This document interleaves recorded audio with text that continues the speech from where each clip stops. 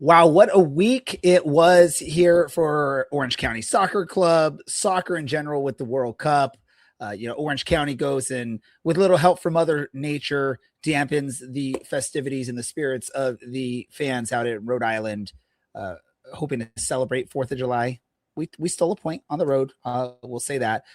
There's some matches coming up that I'll be honest, we don't know too much about, but we'll talk about them briefly. We're going to talk a little bit about maybe the World Cup, other stuff. We'll talk a little bit about Orange County Soccer Club as well. Let's get this whole fun thing started. Welcome to the Show of Champions. This is the Orange and Black Soccer Cast.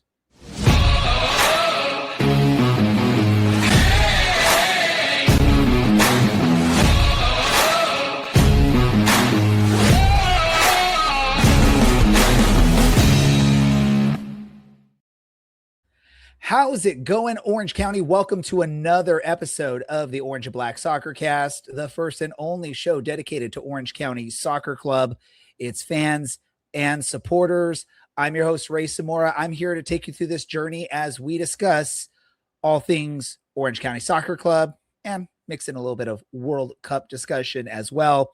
Helping me out for this episode, we've got two other people joining me. The first one is Dylan, the originator. Dylan, how you doing? Not too bad. I don't know if is originator really a title, but I guess I'll take it. I have been here since the start somehow, so it's always a pleasure. Dylan, the originator can be a title. Go think of there's like a Jay-Z song. So yeah, you failed. Also helping me out for this episode, our newest member of the team, permanent member of the team at least, and that is Matt. Matt, how are you doing? No, I'm sad. I'm very sad. I get it. I get it. But okay. Thinking about Orange County Soccer Club getting a point on the road, at least somewhat. No, it's uplifting, right? Now. Yeah, no, it was great. That game was what a difference of two games. I'm just off the top of my head thinking of some fun comparisons between the two games. Yeah, great. Weathering the storm, no pun intended. Weathering the storm, dampening the festivities out in Rhode Island. We can go with all the puns we want in this episode if we want to, right, Dylan? You're the expert of words in English. I don't think that's true at all, but I do appreciate the belief in me, I suppose. So let's jump into it.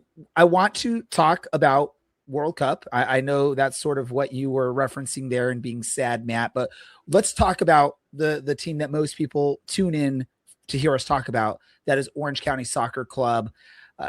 In the midst of this crazy, I would love to do the research and see, has there ever been a run of matches in the USL Championship where there's this much travel involved?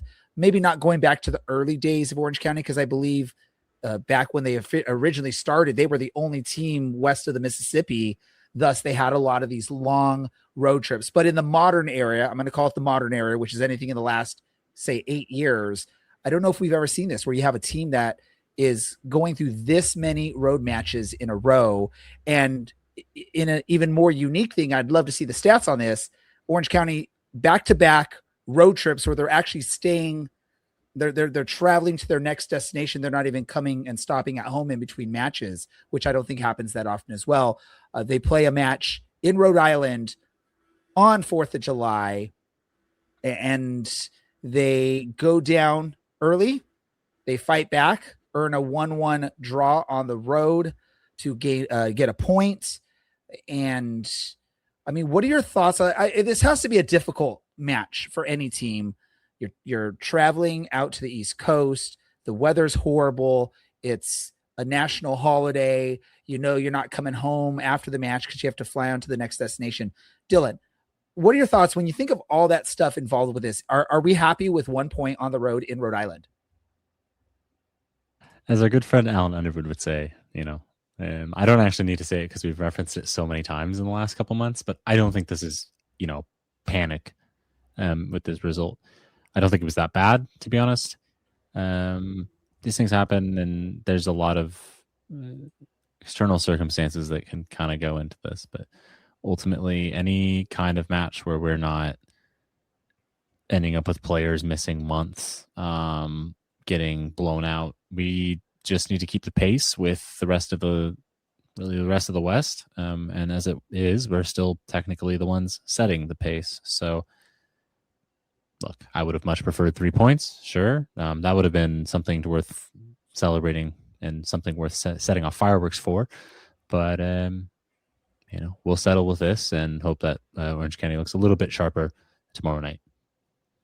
Well, and it's interesting you say technically setting the pace. I know New Mexico has 2 matches in hand over Orange County, but we are 6 points ahead of them. So regardless, I think we are pacing the West, regardless of matches in hand for any of the opponents, which again, the unbelievable part of all this is with a chunk of your matches being on the road and going through this super long road trip.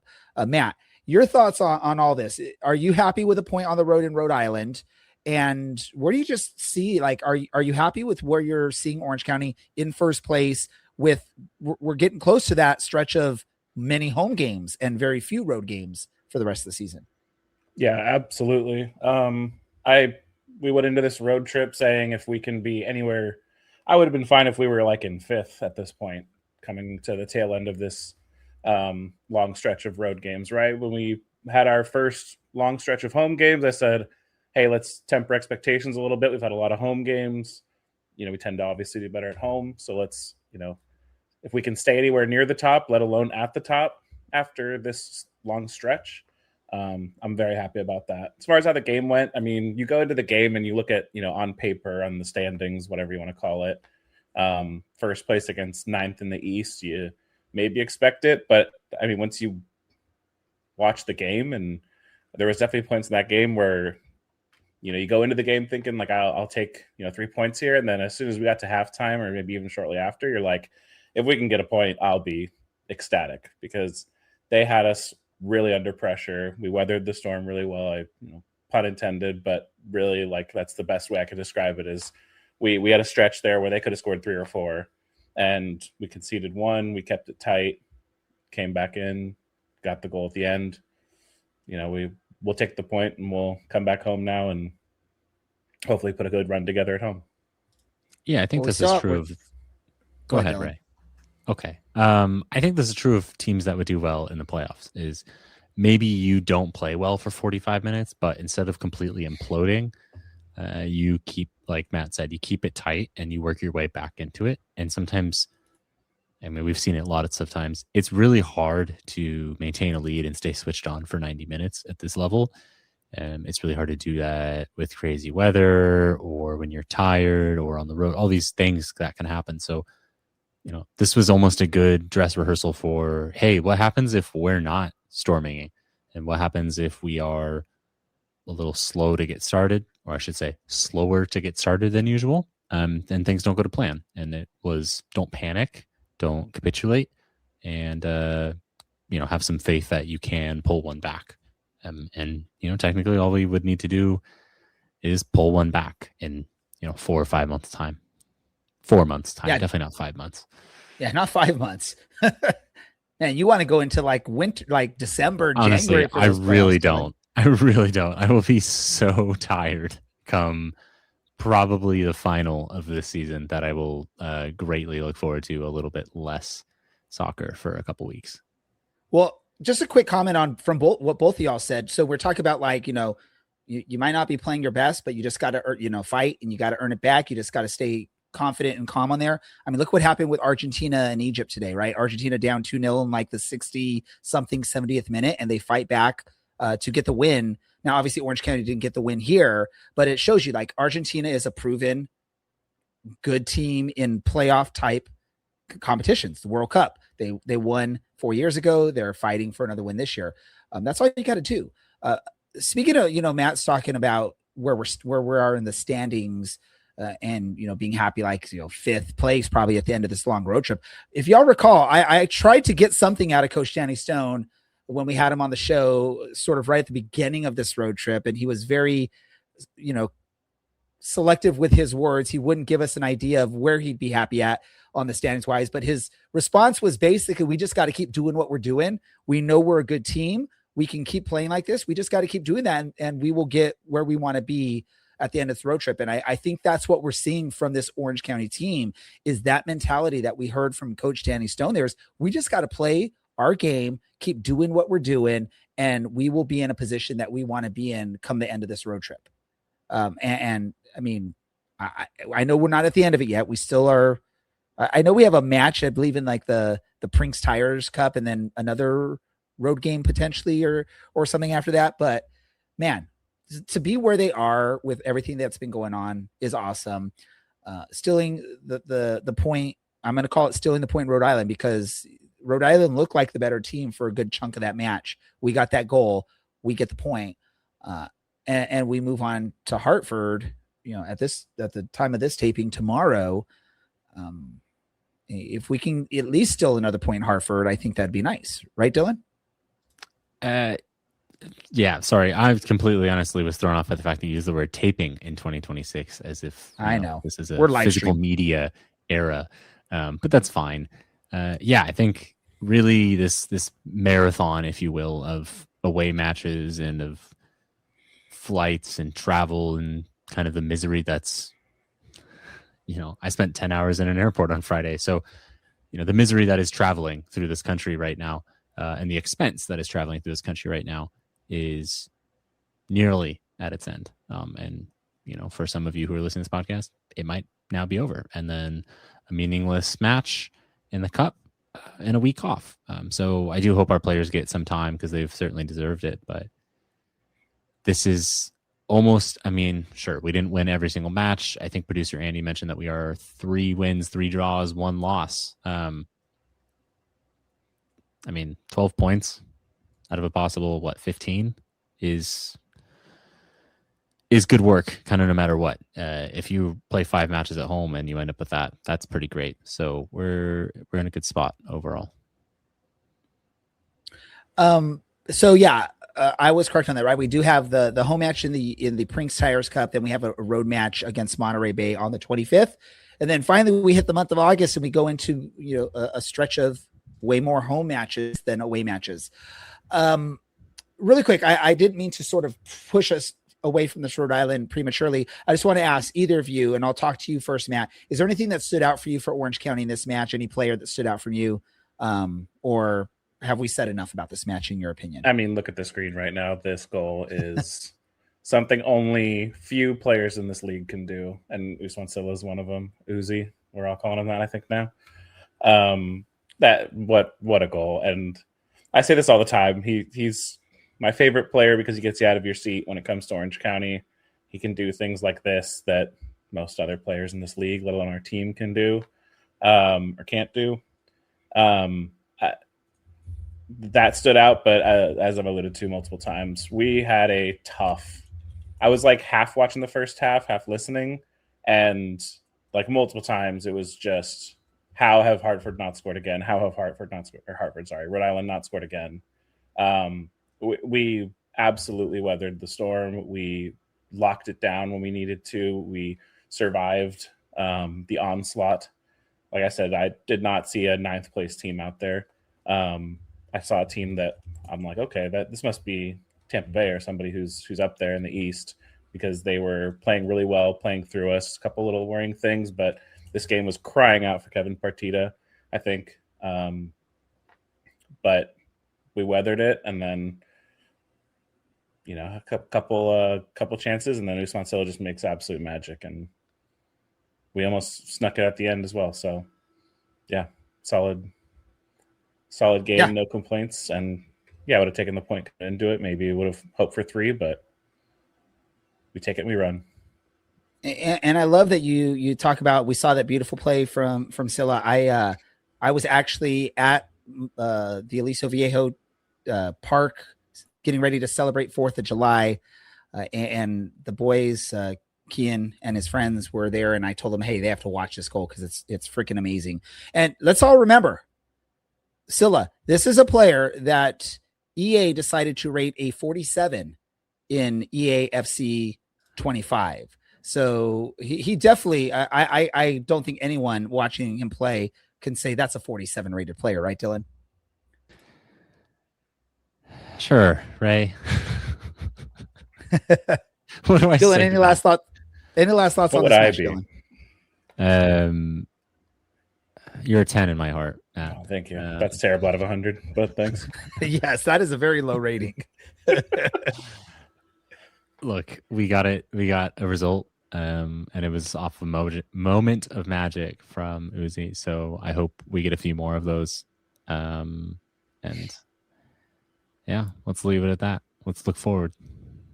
Well, looking forward, they have another match in New England. This time, just down I-95, I believe, would be the route to take to get over to Hartford and play Hartford in the next match. And yes, I'm going to be honest. I don't think any of us know much about Hartford other than the numbers.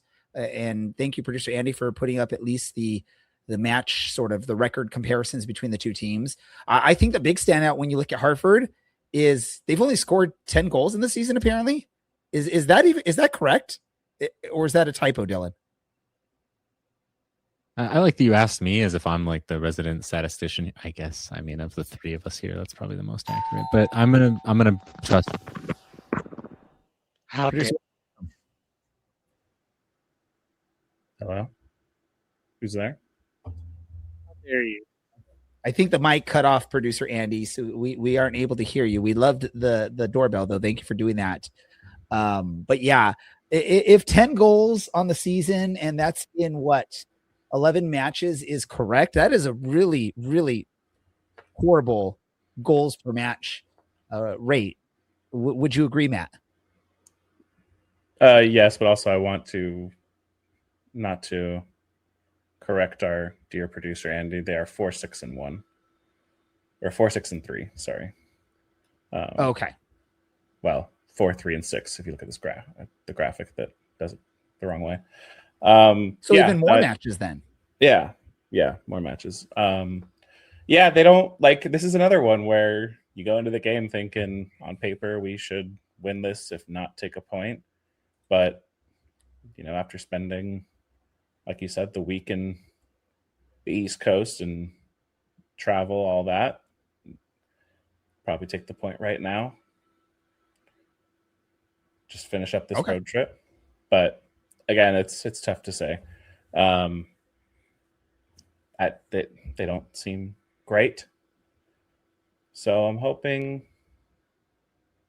maybe we sneak it out there. See if Silicon makes some more magic. Can I get a score prediction from you, Matt?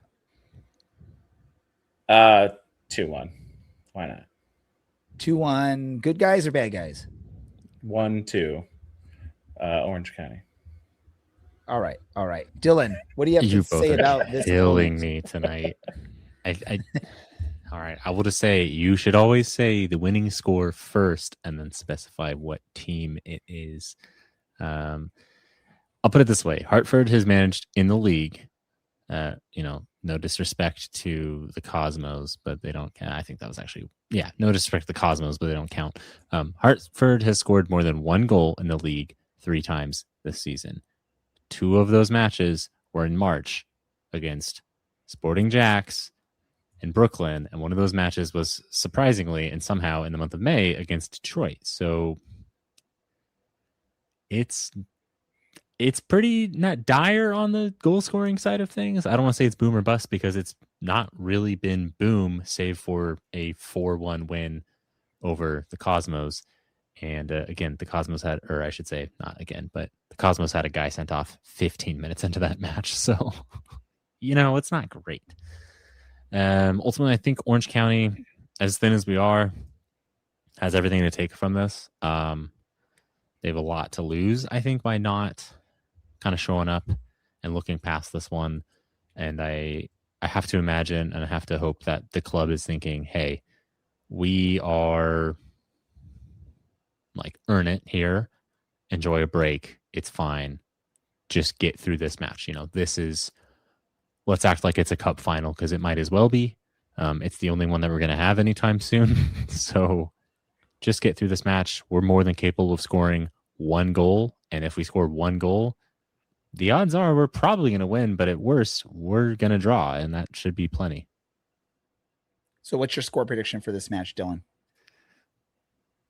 I'm going to say 1-0 Orange County.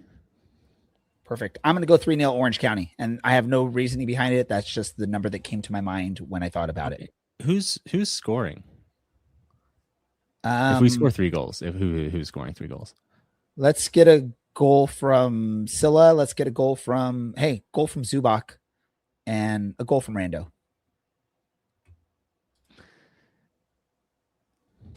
I know Dylan loves that one. Wow. We'll be up 2-0. He'll come up on a corner kick. Yeah. There's on the last play of the match. After this match, they do have a home match this weekend in the Prinks Tires, what we like to call the Malort Cup, but the Prinks Tires USL Cup match. And this match is very unique in the fact that Orange County is absolutely out of the competition, and Colorado Springs is absolutely moving on to the next portion of the competition. This match has no meaning behind any of this. Dylan, you look confused. Yeah, for a brief moment, I thought you said Colorado Springs, as in like mashing up the word springs and the I might have. sponsor of this. Okay, I just don't know if I'm losing my mind or not at this point. I'm known to mess up pronunciations, so I get it. But to this match, again, absolutely meaningless as far as the records. It's all basically pride or giving minutes to players that need minutes. So we're not going to talk in depth to this match because we have no idea what both teams are going to do. If they're going to put competitive squads out, if they're going to be putting rotated squads out, playing youth players, would be my best guess. But again, we have no idea. So I'm just going to go. We're going to pull up a random prediction here, not knowing really much about this match. Dylan, you go first. Great. I do think you'll see Colin Shuttler in goal. So that is maybe my main prediction. I think you're going to see a really young Orange County team. I feel like there's something about academy spots, something. I don't exactly remember all the kind of weird pro academy rules that would hopefully benefit us when we have pretty much no bench. So I don't see Orange County winning this one. I'll say 1-1. Let's get a point. Why not? It's a little more fun when we do that anyway. And we can all forget about Prinks Tires, a subsidiary of Continental that does not sell tires in the state of California. There we go. What about you, Matt? Good knowledge. I hope we play a youth team. I'm a little nervous. We do have the week looking at the schedule, we have the week after off. So I wouldn't be shocked if we play a few starters just because they have the next week off anyway, just to keep them fresh, all that kind of good stuff. But I hope not. Let's just see a young team. 3-0 Orange County, because why not? They'll be happy to be home for the first time in however long it's been, 6 weeks, 8 weeks.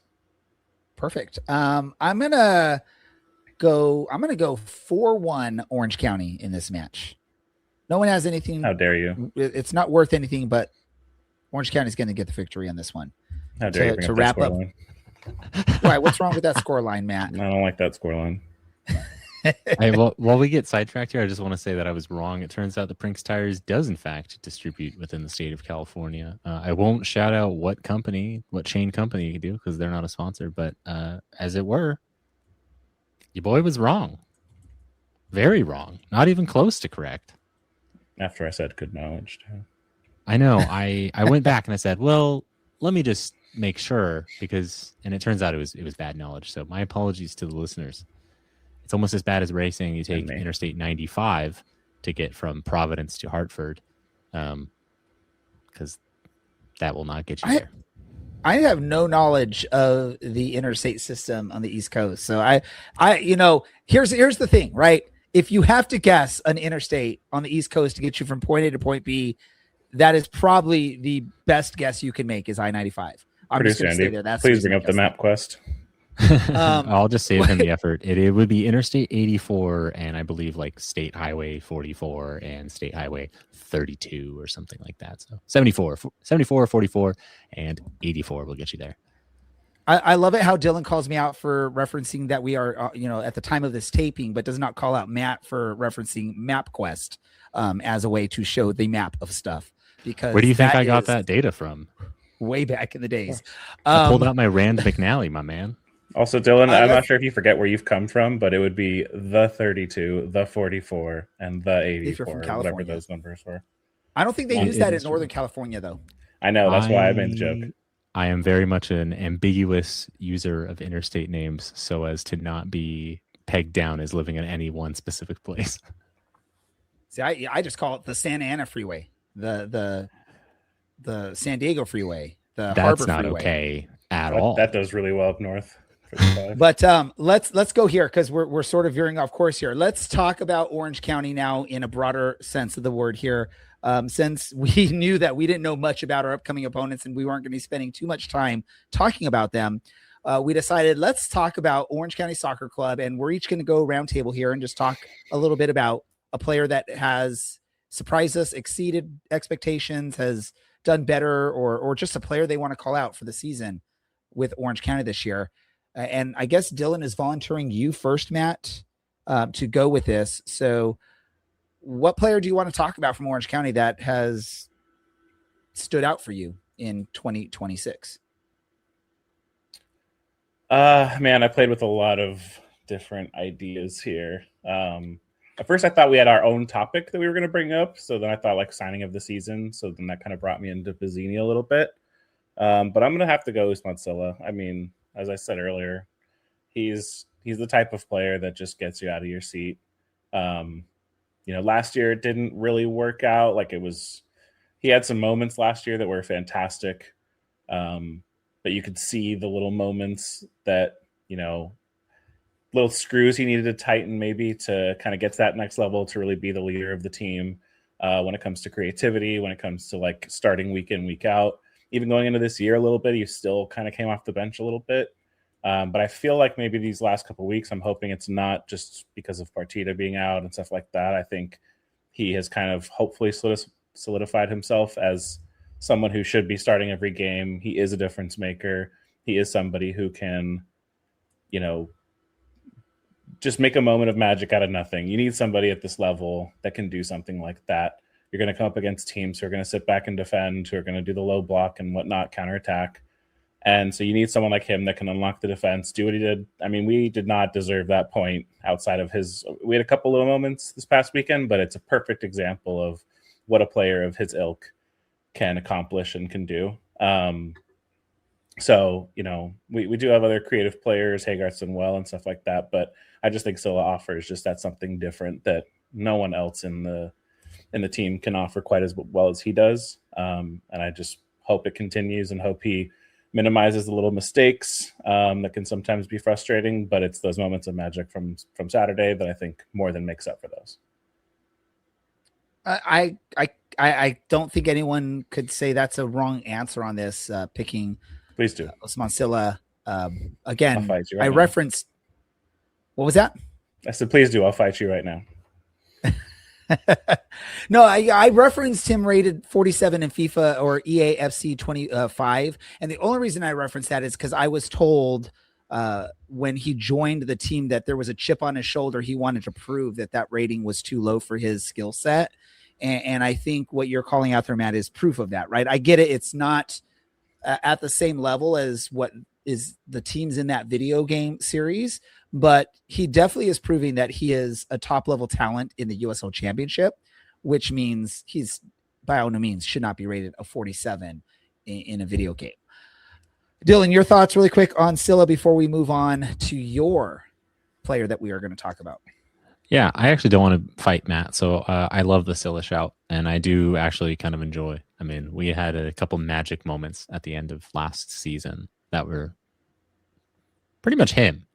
And now we get a few more of them. So I hope the magic continues. This is really wonderful. I do want to point out that somehow you found, and I'm assuming you just used AI for this, but you found out that the Hartford Star thing in their logo is referential to the fact that they are one of the city nicknames is New England's Rising Star. I don't understand how a rising star could exist in a region that's been around for the better part of 300 years, but that's wonderful.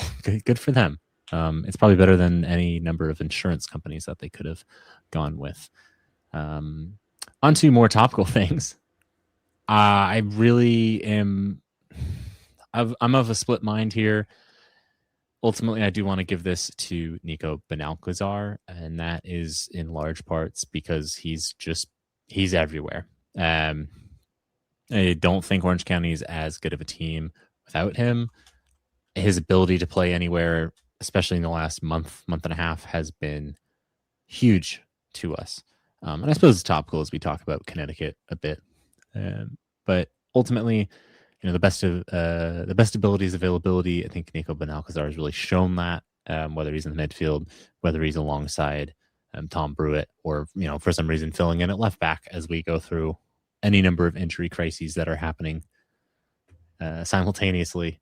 He's there. He's wonderful on the ball, and I think he's really been the key to how Orange County has gone through the last, again, let's just call it this entire road trip, picking up results. There we go. Matt, your thoughts on Nico? Yeah, can't argue with that. I mean, after talking to him a couple of weeks ago, we joked with him that striker is all that's left for him to play at this point, and even then, I'm sure he would excel. He's your Swiss Army knife type of player who's done so well in every position he's played, and he's that guy that's kind of what War was doing last year a bit, or even some of this year, where wherever you need him, he's going to be there. He might not be the best player in that position, but he'll be solid. He'll get the job done and score some goals despite being a center back on paper. So can't argue with that one. Love the man. Yeah, I mean, we were clamoring to put him up top. So, and you know what? Why not? Let's keep clamoring. Well, here's the value of a Nico Benalcazar is he's the prototypical utility player that you would see in baseball, right? Someone that can basically be whatever you need. And the benefit for a manager to have that option on their roster, to not stress out if you have an injury in the back line, or an injury in the midfield, or an injury out wide. You have a player that can fill in those spots, even if it's not their traditional or their best position. They are still more than capable of playing at a high level at the position. It is a very invaluable thing to have in the sport of soccer when you have a limited amount of players you can bring off the bench, and you have limited amount of subs you can make in a match. To be able to have someone that can do that you can start them in one position and they could probably play another one or two positions throughout the 90 minutes of the match, because you have that flexibility. And it definitely helps make Coach Danny Stone's job a little bit easier to have that option on the roster. Yeah, like you said, Ray, especially in an injury crisis like we're somewhat in right now, it's invaluable to have a player that can fill in, even if just for a couple of weeks, or like you even said, even for 10 minutes. And we're always in an injury crisis every single year. So this is a known thing. So to have a player like that it makes it even seem like it's a smarter roster addition or a roster spot, right? Yeah, he reminds me a lot of sort of Cesar Azpilicueta. I think it was Mourinho once said, he's a 7 out of 10 player that you need, and if I had a team full of him, we'd win the title every time. Because maybe he's not a 10 out of 10 performance every game, but he's never going to give you less than a 7. And I feel like that's been true from everything I've seen from him this season. And the man can bend in a free kick when asked as well, which is, again, for someone who on paper is center back, is pretty crazy. So, if you are liking what we're saying about some of these players, like our picks or dislike our picks, follow us on social media and give us a like, give us a follow, retweet, give us a thumbs up, whatever the little logo is that you give to like us, or tag us on your post and say, hey, I agree or I disagree, and tell us why. We definitely want to hear that and know what you have to say there. And giving us those likes, those shares, those comments on our social media feeds helps distribute our show and our social media to more and more people. I'm going to jump on and I was having difficulty trying to figure out who I wanted to go with. Neither of you stole anyone that I was looking at. Obviously I've talked about Mo War in the early part of the season and what he was doing, playing defense, which was a big shock to me coming into the season. We haven't seen much of him because of injuries as of late, but I decided to veer away from the Mo War aspect of things, and I'm gonna put my discussion here on Alex Rando. I think going into this season, or going through the offseason, when we found out Colin Shuttler was moving on to Colorado Springs, we're all like, okay, Tet is there. He's capable. He's proven that he can make some stops in big situations, but is he ready for that next level?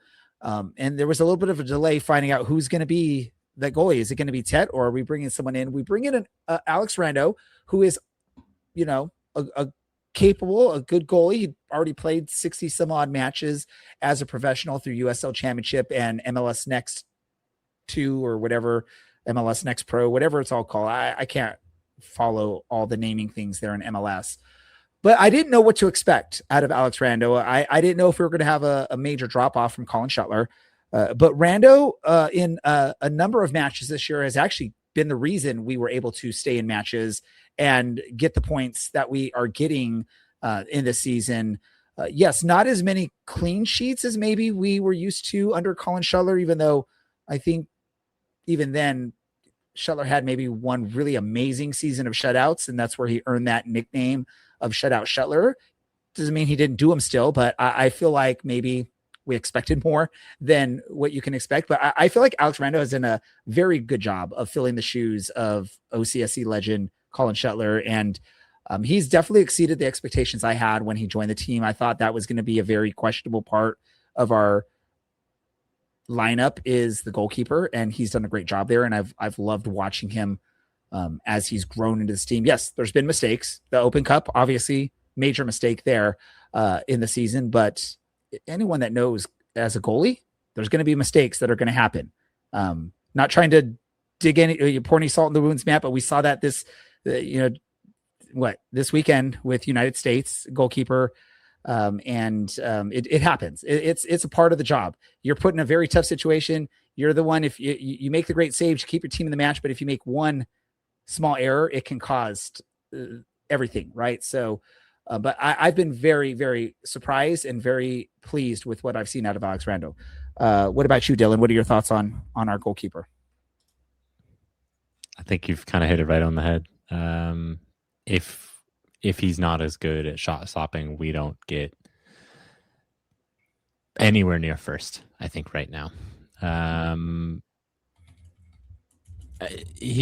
we had him on a few weeks ago, was, one, very fun for a handful of reasons, but his willingness to mention how he really wanted to play games that actually mattered, where winning was important, was refreshing to hear from an honesty standpoint of, hey, it's nice to have a contract. I'm sure having a job is wonderful, but when your job can actually mean something or mean a little bit more, I think, I respect a lot that he was someone that was going after that. And I think we've kind of seen that competitive drive in how he's picked himself up at a couple different times this season, picked himself up from a couple different errors, and has commanded the number one spot. So I'm very happy with him. It's kind of surprising that, when you have a fan favorite and someone that's done so well statistically in Colin Shuttler leave, that there's not really a hangover following that. And that takes a special kind of talent and a special kind of character to successfully handle that. Perfect. And Matt, any thoughts that you have on Alex Rando that you want to share? No, I think, like I said, or Dylan said, you hit the nail on the head there. I think, he's had like one, maybe two big mistakes this year, but at this level, you're going to see that happen. Other than that, there hasn't been too many goals that I can think of off the top of my head where you think like, Shuttler or like another keeper would have saved that. He's made some great saves on a couple. So it's just everything you want from a keeper. I got not much more I could say. We'll maybe not talk about that last chance there at the end of the last game. It could have been a little, he's working on that, when to come out, when not to come out. But he's been great this year. And like you said, anything you could have asked for when it comes to replacing Shuttler and stepping into this role.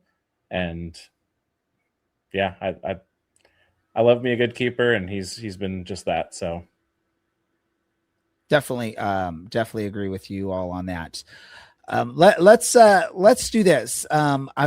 If anyone that is listening, whether you're on the live show or you're listening to us later on via either the recorded option on YouTube or through Spotify. By the way, if you're on Spotify, give us a follow and a like there so we can see that. And yes, and if you didn't know, if you're just hearing now that we do live shows, we do this live every Tuesday at 8:00 on YouTube, Instagram, and I believe Facebook, or no, Twitch. One of the, I forget which ones are. Producer Andy's going to have to remind me of which ones we do live. I think YouTube's the main one. So just join us there, watch us there, and join the comments.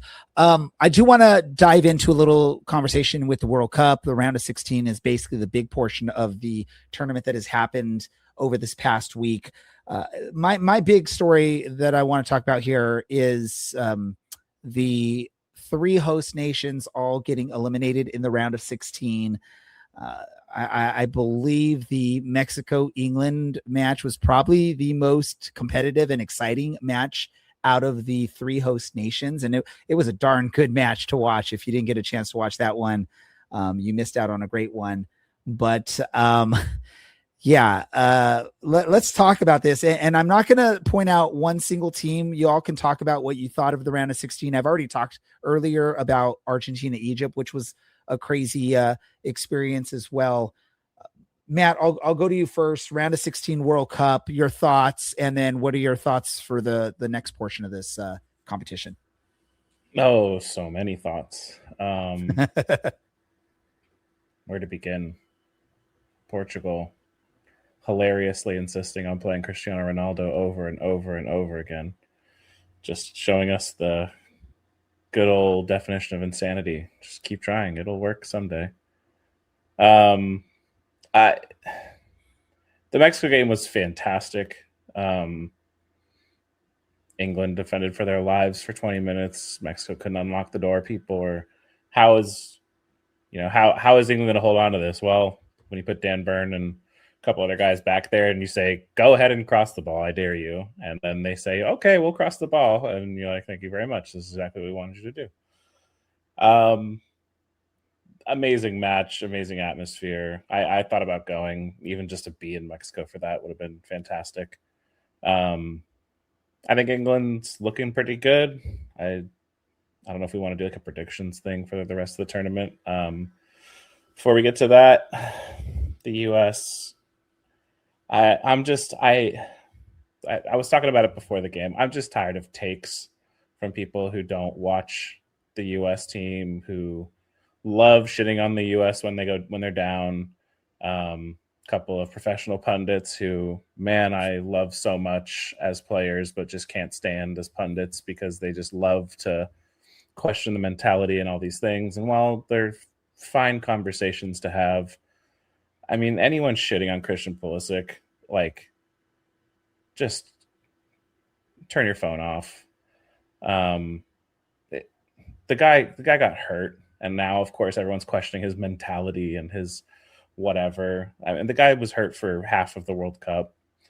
So it just drives me crazy that here's what I want to do. I want to shout out, I was just before this podcast was watching Adam Cleary, for those who don't know, fantastic tactical analysis YouTuber who does a lot of different like tactical stuff. Really like kind of calmed me down.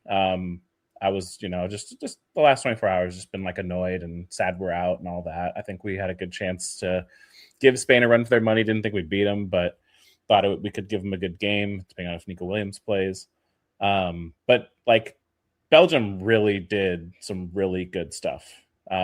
Tactically, I was confident, like going into the game, and especially I think like Sunday, I was talking to my uncle of like, we got this. Like they're old, they're washed. And they didn't play those guys. And I was shocked when I saw the team sheet and there was no Doku, there was no Kevin De Bruyne. I didn't think Lukaku would start, but I was like, oh no. Like, and they just said, we're going to go at you. We're going to target Tim Ream. We're going to target the space behind Jedi Robinson, which very smart to do. And it worked really well, or behind Dest as well. And we also just looked shell-shocked. I mean, it was just a took a punch to the mouth, didn't really know what to do about it. Looked decent for spells. Unfortunately, I think when we were really starting to turn it around, Freeze makes that mistake, which he doesn't make 9 out of 100 times.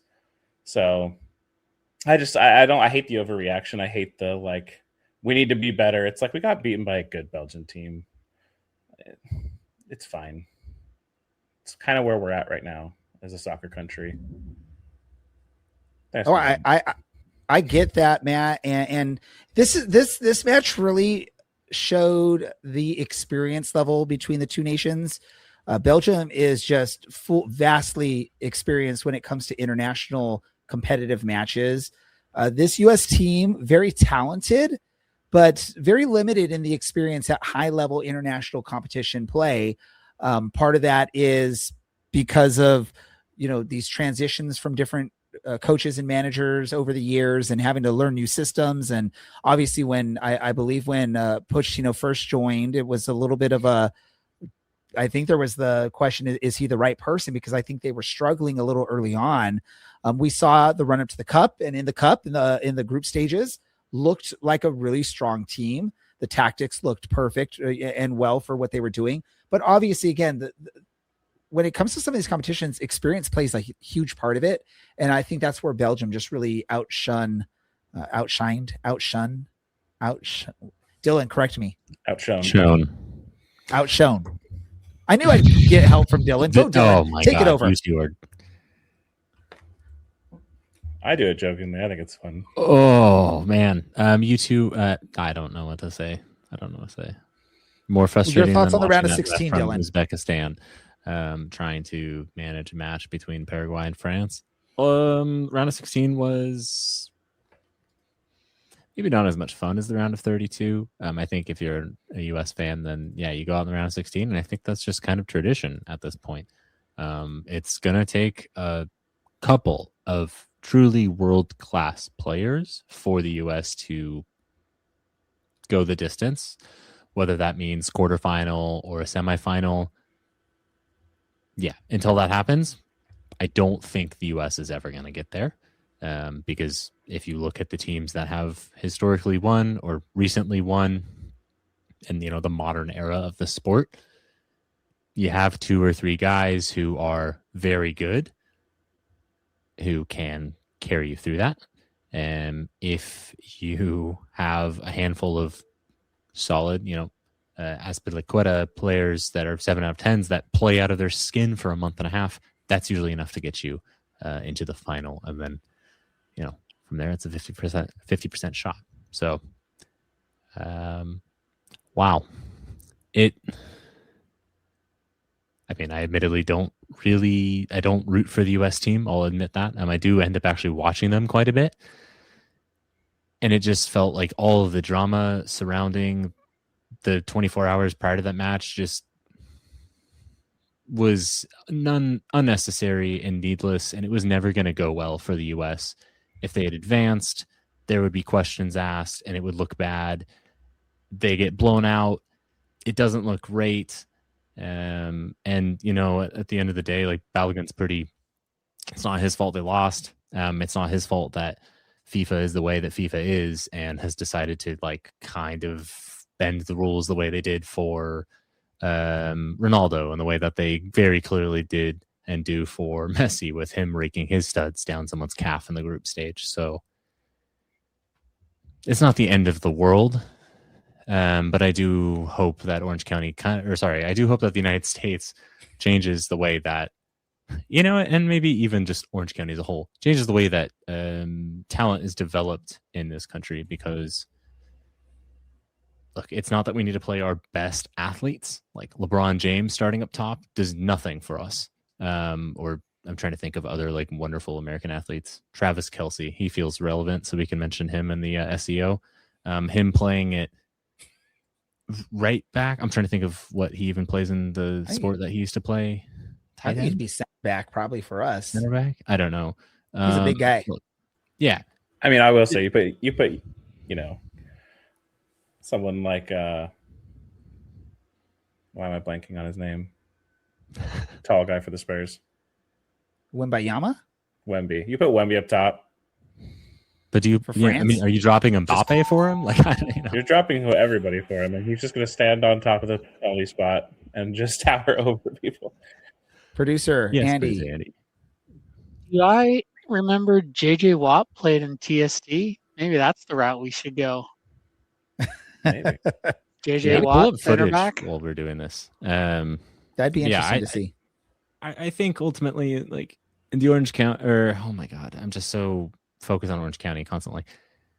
I really just don't see that it's like the end of the world for the United States, and I also, you know, this is very Raiders fans of like, this is our tournament because it's here and we're gonna go like super far. I'm like, you need that additional talent. So I remain like optimistic that we can watch these success stories grow, right?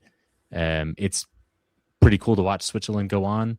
We talked to Liam McKinnon a few months ago, and he mentioned that he used to play with Dan and Doy, who has been playing constantly for Switzerland and doing well for Switzerland, no less. So, you know, the more players that we can develop, you know, maybe you have a guy that reaches Liam McKinnon, who is a very good player for this level and does well. And then maybe you have a Dan and Doy who kind of takes the world alight and reaches, you know, that top level. Outside of that, I mean, what other matches happened? I sweat my way through England, Mexico, and questioned if I understood any of the rules at that point. But boy, oh boy, do I love an absolutely massive center back who's decided that his head is the best possible weapon and says, I know you're crossing, and I know that you have multiple players who are going to attempt bicycle kicks to try and be a World Cup hero. I'm just going to throw my head at this thing and head it literally over halfway across this field. So that was wonderful. And I am so glad that Roberto Martinez has failed at yet another international tournament, because, you know, this really feels like the reckoning for a handful of managers that they are, in fact, not that good and their ideas are really bad. Except Carlo Ancelotti, you keep his name out of your mouth. That his failure was truly only the fact that he bothered to bring Neymar on. So look, this one might just, if you are washed, as the kids say, this is not the tournament for you. Here's my favorite part. The round 16 and thus far in the tournament is Spain conceding 0 goals so far in this tournament. Y'all know that I'm a stickler for some strong defense. And we all know Orange County won off a very strong defense. Just don't concede goals in 2021. So let's just keep that going, Spain. Immediately to point out the fact that they played Portugal, who, again, as Matt insisted on playing Ronaldo up top. Also, it's not their defense that keeps the goal out of the net for them. It's the fact that no one gets close to their defense. Well, but it's a team defense. They're not giving up goals. Hey, that's what it is. We'll see what happens as they get further in this tournament. Obviously, the competition gets tougher. We are getting close to the time here, so that's my comment here on the round of 16. Unless I have objections, if anyone has a random thought they wanted to talk about, I'm going to ask you to say it now. Other than that, we're going to wrap it up with an alternate way to end the show. Dylan, I think it looks like you may have something you wanted to say. No, I am actually mildly curious to know if you are going to change your background now that Belgium, you know, are still in it. I guess. Realistically, is there a universe in which Belgium takes a 1-0 lead over France? I don't know. We'll see. Maybe it'll have to happen, huh? I want to know. They have to play them first, and they're not beating Spain. So. Well, here we go. Go for really it, quickly. Who is going to win the World Cup, Raymond? Well, that was going to be our wrap up here of the remaining teams. Okay, we're all going to say. Okay, we all should say France. So who else could it be besides France? No. Okay, here's where I'm going to go, Dylan and Matt. Pre-tournament, I was picking Belgium. That was my team. So I'm sticking with my pick. Belgium is who I'm picking to win the cup. Dylan. That's hilarious. I don't know if you said he's delirious or hilarious. Hilarious. It is not going to be Belgium. But you know what? Hey, shout out to 38-year-old Alex Witzel if they do manage to pull that off. Axel Witzel? I am Axel Witzel, excuse me. Yes, yeah. I was like, I feel like I said that wrong. One of the best names in soccer. Yeah. I am a cynic at heart, so I do just want to say that I can't see FIFA not just, handing this to Messi on a silver platter or golden platter. We'll talk about this Uh, after. I hate this too. I hate this almost as much as I hate the US BS. This whole they're handing it to Messi. It's so fun. I clearly the rules are merely suggestions in this tournament, and that's fine. But I don't know how you root against, or I don't know how you bet against France in this tournament. I know you picked Belgium. That front three is Matt terrifying. The front three is terrifying, and then they bring Doué and Barkel off the bench because they're just like, hey, why not? We have 5 of the best forwards in the world. It's so hard to not bet on France, but you know what? It's coming home, baby. Ooh. Matt and I will be drunk off our minds, absolutely partying it up, probably shirtless, hugging, crying if it is in fact coming home. Hey, I will be all for an England victory in the World Cup here this year, just so I could hear all the people that for years and years and years when he was on Tottenham hating on Harry Kane are now praising him as the savior of England for bringing home. No one's ever hated him for England. Oh, he's been hated for if you cut when him he was open, with Spurs, he was always English. Hated. So he was hated because he played for Spurs. Yeah, but he was hated. That's the thing. With that said, we're going to wrap up this episode. I think we had a fun, interesting, and actually very informative episode. We got some great discussions here, both on Orange County Soccer Club's matches, players for the team that we're liking, and the World Cup. If you missed or joined us halfway through, listen to the recorded version of this show, either on Spotify or YouTube or wherever else you can find it. I want to thank everyone that participated in the show, my co-hosts, Dylan, Matt, producer Andy, everyone that was partaking in the chats. Miss McCheeky was in there quite a bit. I saw your name quite a bit on there. So thank you for participating. And Brad was on there as well. Thank you for everyone. This has been the Orange and Black Soccer Cast, and we are out.